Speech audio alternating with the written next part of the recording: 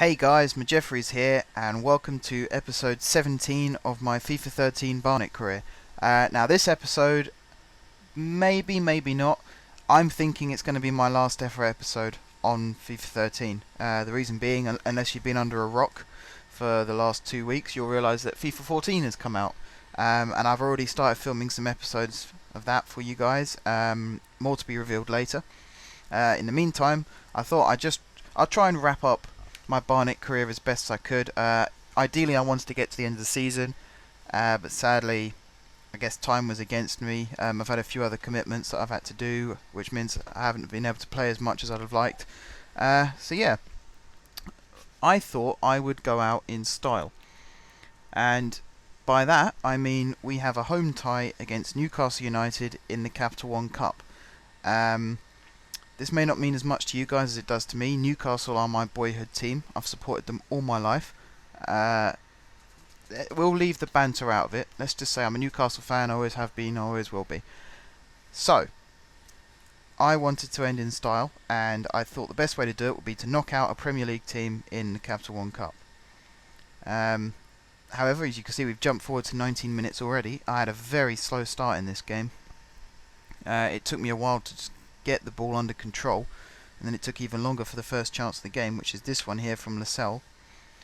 A header from a free kick which went miles wide. Basically the keeper was under no pressure, and then again it took until the 24th minute for my next chance, and I like this chance. This was a really good through ball to Langerman.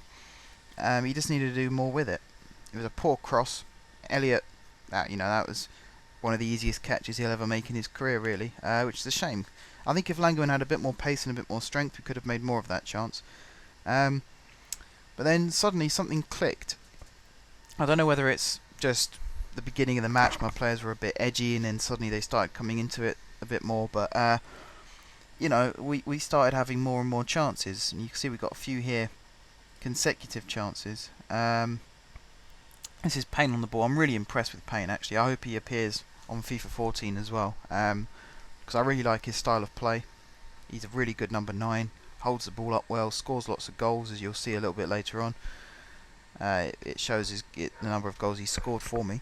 It's not just how many he scores, it's how many he sets up and how many he's involved in as well. You remember against Millwall, he set up the winning goal. I think he set it up for Chumacero, or he scored the winning goal, something like that. But yeah, he was involved in the winning goal, which I was really happy with. As you can see, we've got a spell of dominance here. We've pegged Newcastle back in their own half. Here's Payne again with a shot, and it's deflected for another corner. I think I've had 2 corners and 3 throw-ins, or the other way around, something like that. I'm dominating well, doing really well, and I win a penalty. And, to win a penalty against a Premier League side in the Cup, it's a big deal. You really want to make the most of it. So Somoza, my penalty taker, is over it, and it's actually a really good penalty, but Elliott just guessed the right way. So I'll put that down to more good goalkeeping than bad penalty, really. It comes out to Grealish, heavy touch. If he hadn't have had that heavy touch, we could have had a chance to score. Marsh Brown on the ball here now. That's another good dummy. Gets into Payne.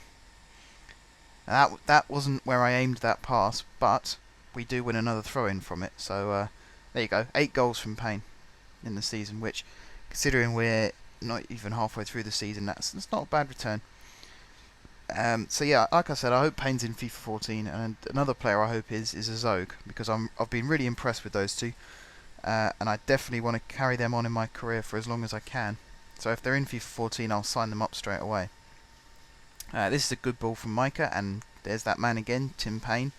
Sadly though, he couldn't get the space to get the header on target. It just went over the bar, which is a shame, because after missing a penalty, I felt we were really on top of the match. We were dominating. It's just a case of getting the ball in the back of the net, and as you see here, that's Vukic with the header, and then the rebound comes out to him, and he puts the ball in the back of the net. And that's really disappointing. Having dominated the match for so long, having all those chances, and again, like I said, winning the penalty and missing the penalty, I really wanted to go in at half-time at least level, if not ahead. Sadly, the law of sod was upon us, and it looks as though we're going to go in at half-time 1-0 down. However, you can see Marsh Brown here on the ball. Plays a really clever pass there into Samosa, and if Samosa had, just threaded the needle a little bit more carefully, we could have been looking at a chance to equalise. Instead, we go in 1-0 down, which, okay, we're playing against a Premier League side, and I've said this before in matches where you're going 1-0 down against better opposition, and you've got to sometimes say to yourself, it could be worse. I feel it could have been a lot better. I feel this was a really soft goal to concede. Galartha was very slow in getting up. Vukic probably shouldn't have won the header to start with. However, having said that, Oberton down the right hand side, he was always going to beat Langerman and get the cross in. So yeah, I feel I could have prevented that goal. But anyway, we're in the second half now, and we're chasing the game. And sometimes my players do better when they're chasing the match, because it gives them more something to play for, and they're not being complacent, thinking they're still level. There's a Zog. Now, if I can get a Zog on FIFA 14, I'll be so happy. He is such a good defence midfielder. He scores as well as keeps them out. He's just a really good asset that any team would want, really. So yeah, if I can sign him up, definitely will. If not, I'll be really upset, because he is such a good player, and he's definitely my kind of midfielder. So what have we got here? Vukic on the ball. Jinx is in and out. Digs it across, and Gutierrez on the back post, totally unmarked. I'm really asking the question as to where Micah was here, because you see Gutierrez there the whole time he's sitting there unmarked. No one's picked him up. All it takes is Vukic to cross the ball. Galartha stranded, there's not much he could have done. And now we're 2-0 down, and that's really, really disappointing, because I feel we could have been playing a lot better in this match. I think we could have been leading this match, and I think we could have actually won this match. As it stands, we're 2-0 down though, which it's just I'm not satisfied with that at all. So, substitutions. I think I only make one sub this time. Wait and see. Yeah, Holmes on for Grealish. It wasn't the change I wanted to make, but Grealish was getting tired, and there was no one else really who was fatigued on my side. So I'll bring on Holmes. He brings a bit more pace and a bit more threat down that left-hand side.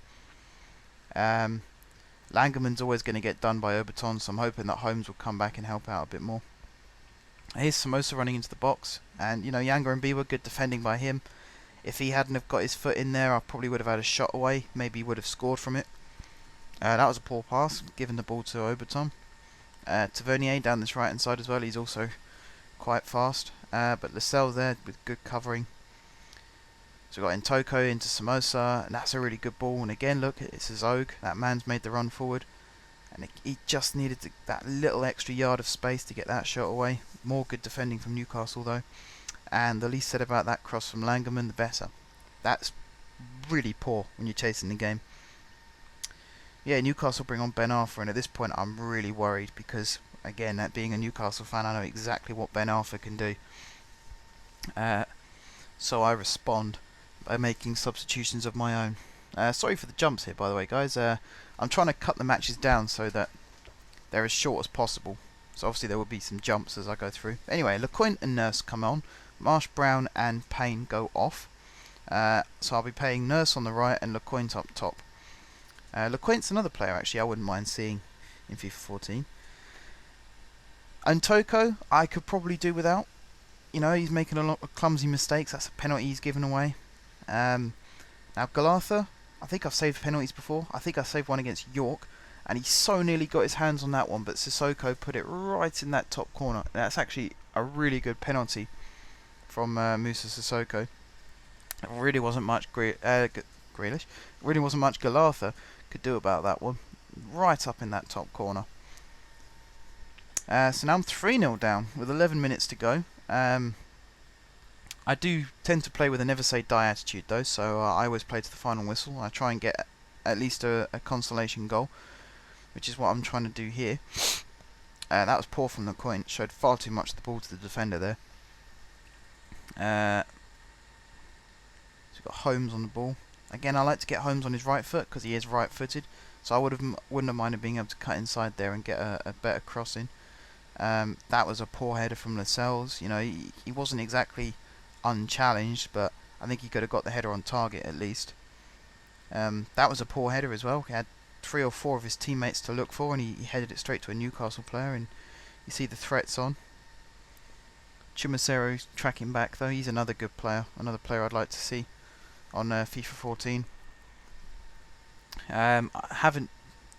Obviously, I have at this point decided who I was going to start my initial FIFA 14 career as, but I'd like to see what you guys think as to whether I've chosen the right team or not. I've tried to go with a team that you guys wouldn't expect me to go for, if that makes any sense. So yeah, it'd be interesting to see your guys' responses to the team I choose.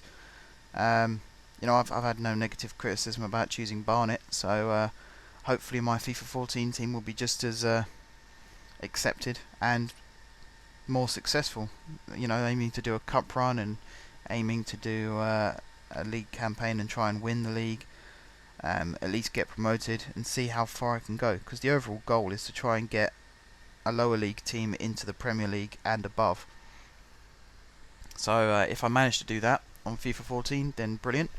You know, I bought FIFA 14 on release day, so I've got plenty of time to get as many videos in before FIFA 15 comes out, which I'm already looking forward to. Yeah, we lost 3-0 to Newcastle, and it's a real shame actually. If this is my last ever game on FIFA 13 as Barnet, or on FIFA 13 in general, it's a shame that I had to go out to a defeat. But then I suppose it gives me more of an impetus to do better on FIFA 14. So yeah, thanks for watching this series, guys. I hope you've enjoyed it as much as I've enjoyed making it. And until next time, guys, I will see you soon.